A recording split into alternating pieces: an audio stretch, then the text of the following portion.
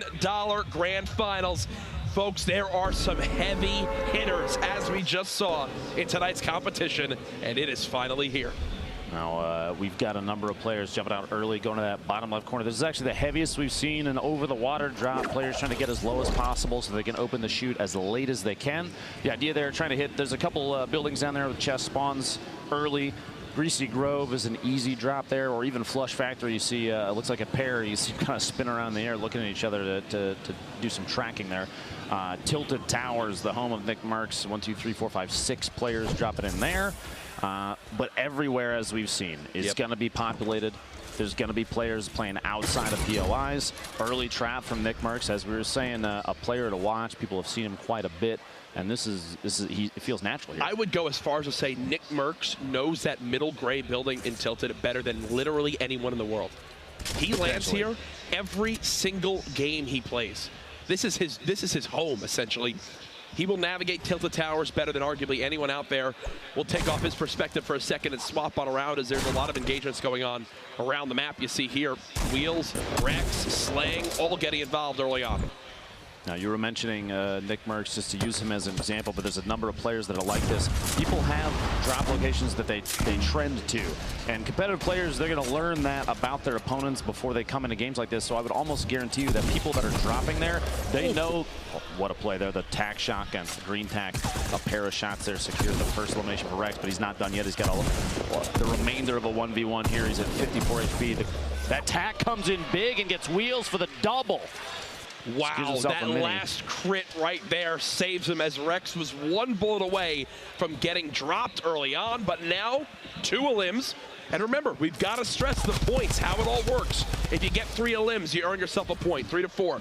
5 to 6 elims is 2 points, 7 plus elims is 3.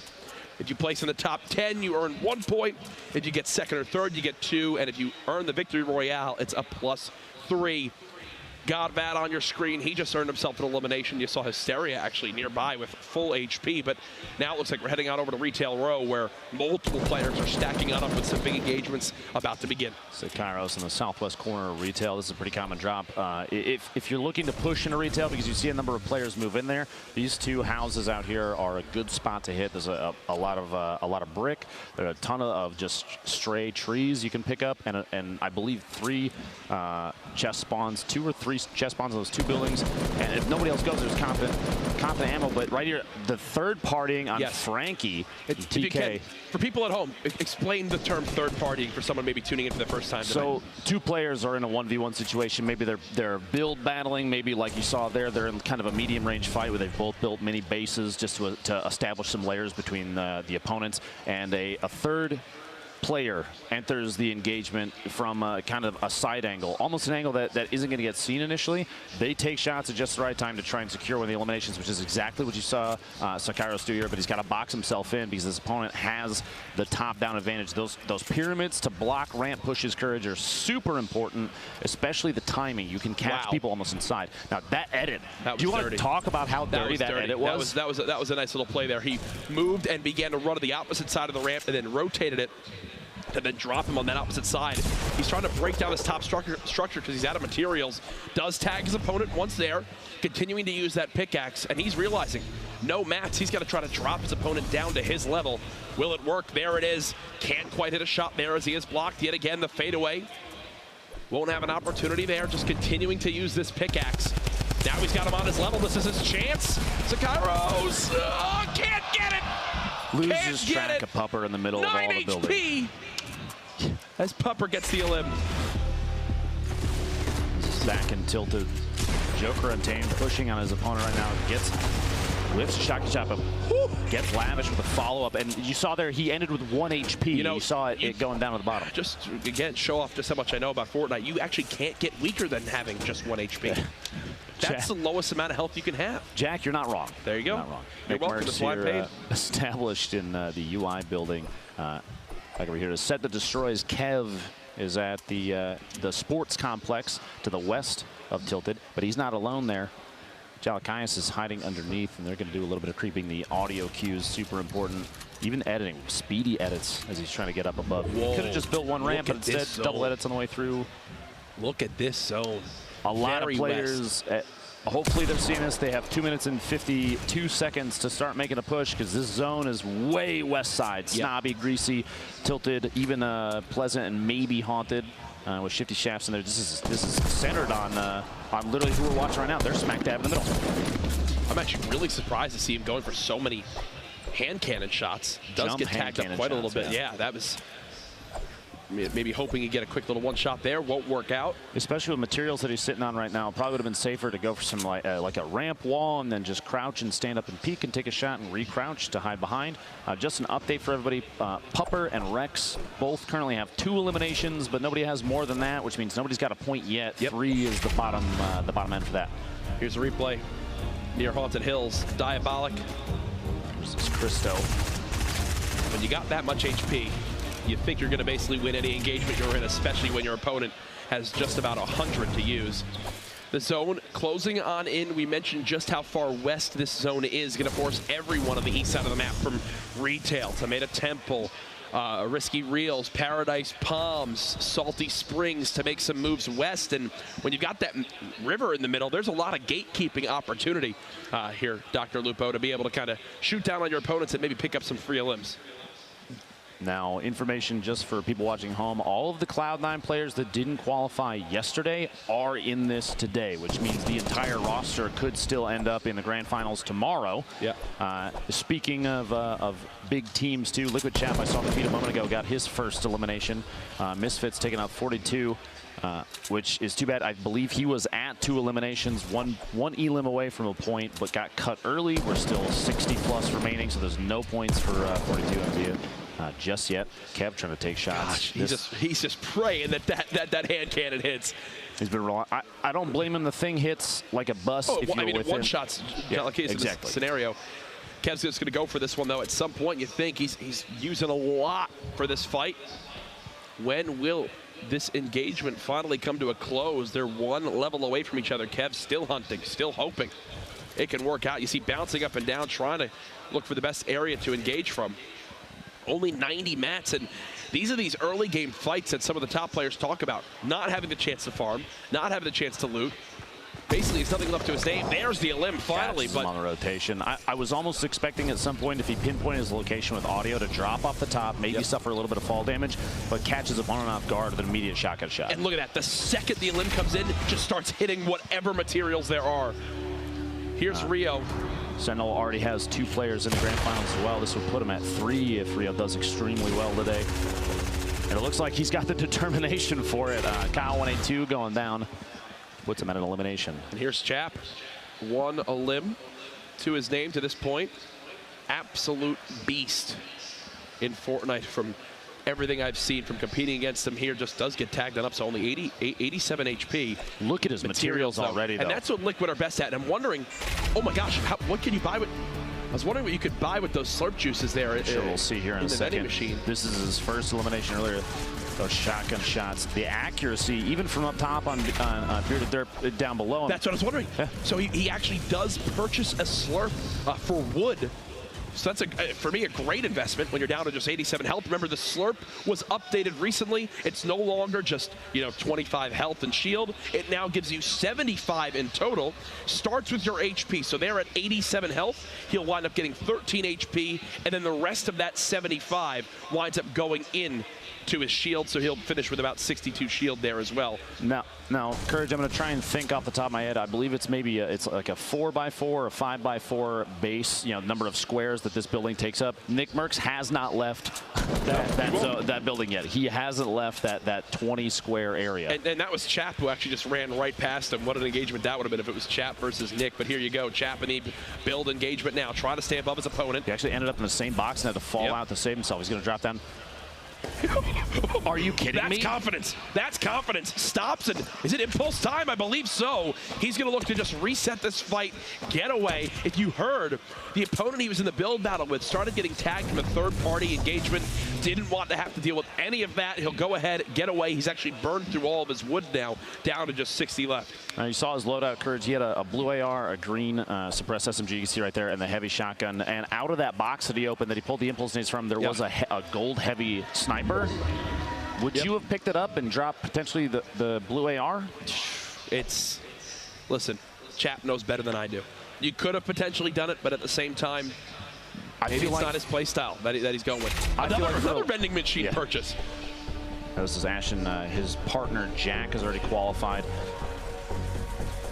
The shots out here at Lazy Links, accuracy, mid-air accuracy with SMGs, even a gray doesn't matter. They're hitting their shots.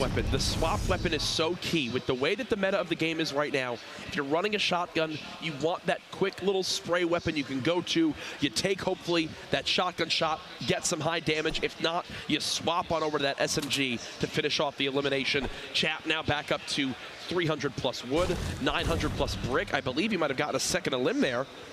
Now sitting at 2, so Chap just one elimination away from earning himself a point. That would be a fantastic start for one of the high-profile players here in the qualifiers tonight. Now, I want to say I still think that the gold-heavy snipe picking it up in this situation, especially with how slow he's potentially seen other players play during the previous 2 days of qualifiers, just getting a 150 damage shot on someone on the move means potentially it's Tfue. It's Tfue up top. Chap versus Tfue is the fight going on now here, folks. Who will come out on top? Tfue was just tagged by a third party, so he's got no shields left. Chap playing from the low ground right now. These are 2 of the best Fortnite players in the world. It's what this competition is all about.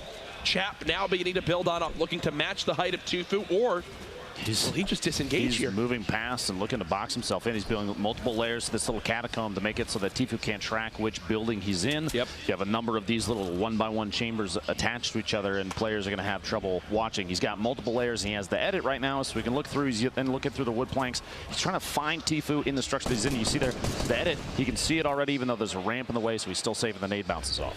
That grenade's actually going to drop a bunch of Chap's structure. Here's Tfue now, 1 elim to this point. Has a good amount of materials right now, just trying to keep those grenades going on in, and he's actually got 3 more in his inventory, so he's just going to continue to lob these on out, hope to knock down some of these opponents nearby. You see there, he noticed he made a mistake and did not close the wall up, so he re-edited the ramp that he was standing on that he closed off the wall, close off the ramp again.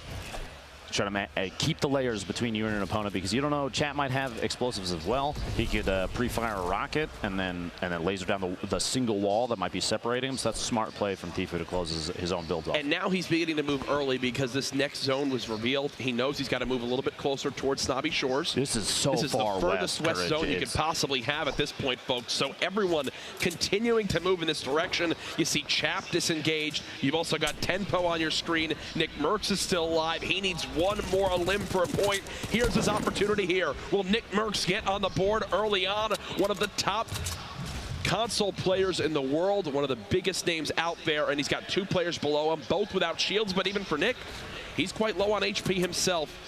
He's going to keep this high ground for the moment. Blue drum gun in hand. While they were swapping weapons in that spectate view, Kayun did have a double barrel, which we've seen used all the time, constantly, especially in these close fights like this, because Courage up close, if you're within basically bludgeon range. Nick wants this right now. It's a 1 shot. He's trying to make it happen. Grenade launcher now being used. Nick Merckx going back towards the high ground. I think he needs to make sure he's got himself a floor that he can potentially bounce pad with in case this structure gets knocked down.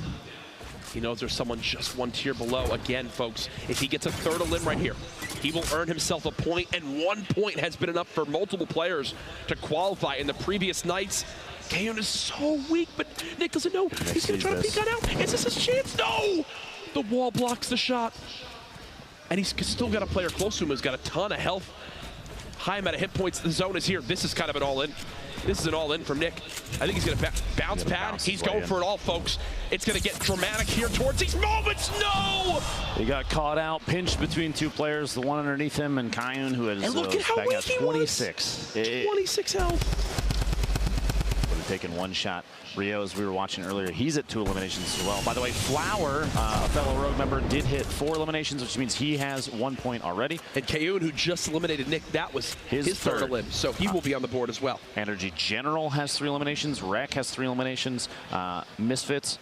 Misfits GG. Gyre from Misfits has 3 eliminations. So there's only 5 players out of this with 1 elim at this point. You see on your screen right there, and 3 of those are already eliminated. So we have 2 left that have 1 point right now. Yep. A lot of 2s on the board that have already been eliminated, and 4 players right there. You saw Godvet, Diabolic, Rio, and Chap are sitting on 2 right now. And this is something we've seen a lot from players, running just 2 weapons, maybe a drum gun and a shotgun, and keeping a high amount of heals. That's what Rio's doing right now. This was General. Down 1 right here. Hello, my friend. And there's his first. Sniffed out a second here nearby. Yeah, there it was. Boom. That was how Flower was eliminated. Jack, I don't think it's tough to sniff out the grenade explosions there. And you saw actually a swap from the, you tend to favor the heavy shotgun, but he immediately picked up the double barrel. Now I might be running the double barrel. How Players are they're definitely showing how powerful a weapon like that can be in competitive gameplay. Like this, that the top 10 means a point, and players are going to play slow. They're going to stack on top of each other and get very close. So right now you're seeing Kayun, who still has found 0 heals in the last 5 to 7 minutes. What is the thought process right now with this little amount of HP? I think catching a player rotating is extremely important. You see, he probably won't make too many moves until he knows that maybe potential targets or opponents are already engaged with someone else. He's going to wait to strike. If you move too early, you're going to be the one that gets caught off guard. You're going to be the one that people have their eyes on. You also don't want to engage anybody. You only have 26 HP. So the second that you're essentially sending up a signal flare to say, hey, I'm here, please shoot at me. It's Vape Jesus now in the build battle with Dat Muffins. Muffins 1 elimination away from a point as well. You're going to hear us stress that a lot tonight, folks, because again, 1 point from our last couple nights of qualifiers was enough to get our 33rd, our last qualified person in. As Muffins just edits the window, gonna peek on out, see what he can spot, maybe get a free tag here with that first shot accuracy. He's got the double barrel, he's got 2 med kits, he's got minis, but here's the one thing he's really missing, Ben, materials, down to just 70 in total that he can build with. Now, for people that, you won't be able to see this just yet, but right now, the white circle, the next safe zone where everybody's gonna have to move in 2 seconds, 2/3 of the players are already in there. Yeah. Only 7 are remaining outside of the safe zone, so there's not a whole lot of movement that has to come in. Looks like Snobby Shores was established by what was left of the player base for this game very early. You're gonna see a lot of people like Tfue, very good at it. I think Nick Merckx called this a spaceship at one point, building these bases up high to get a top-down view on people. Look at these edits, too. And this is a very Tfue-esque type play style right here, Ben. It's like, you know what? I'm gonna survive until the end, go for a victory royale. He's not someone that's gonna be dropping 12 limbs. He'll finish the game with whatever he needs to get a point on the board. Here's Colton, who won Heat 1 earlier on. A great use of the frag grenade there to pick up the elim. The timing to blow up the built materials and then immediately just shoot in as he sees his opponent move. That kind of timing is key. That's forethought. Yep. Now, as this game continues to move on, remember, top 10 earn a point. We're at 19 players remaining right now. Everyone in the lobby thinking, hey, I see you survive a little bit longer to get a free point on the board. This is a third-party opportunity, and then some. You got 2 players literally mixing it up on top of each other, and Crunch has the LMG and just spraying to see if he can land any shot. That LMG not super accurate from a distance. 2 players in this. And there's 1. Eliminates 1. Crunch, I think he wants to follow this up right now. 2 eliminations that put him 1 point, 1 elimination away from a point. Just bombing rockets, and he's blown through those explosive rounds very quick. The rocket ammo, which typically you see held onto until late, but right now he's so focused on getting this elimination that it doesn't matter. I think he goes for this now. Point. He got tags on him. There's no more shield. He got tags. He knows this player is under 100 health, and it's time now for Crunch to go for this. He's getting third party yet again. He's got a ton of materials. I mean, look at this: 900 plus wood, 800 plus metal. But he wants this elim right now, trying to make sure his opponent can't pop any minis to heal themselves. It's 4 or 5 just below him. 18 players left. Remember, top 10 earn a point.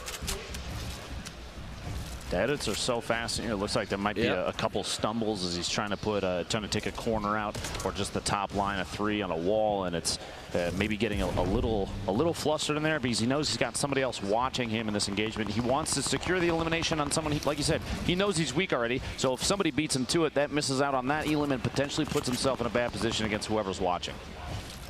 Well, Crunch is still bouncing around, going for these quick edits, looking through these walls, knows there's someone just below. Here comes the zone. People gonna have to move. There's Sean pushing forward. Tenpo still alive with maxed HP. Colton, who we've been talking a lot about so far today, gone, playing the high ground. The position in the next zone is potentially going to start scraping a few players off, not too many. It's on the side of the hill. Yep. You hear the traps going down just to prevent people from kind of infesting the structure that has already been built.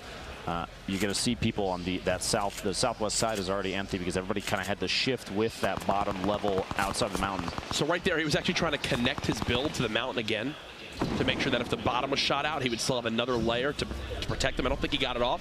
Here comes General and Colton, though, moving on in. Everyone trying to make it out of the zone. Their little boat down to just 15 HP. Tempo still quite healthy. Look at everyone hiding in these builds. Chap and Tfue, they just moved in next to each other. They're neighbors. Yet again. He's about to ask if he's got extra salt left over.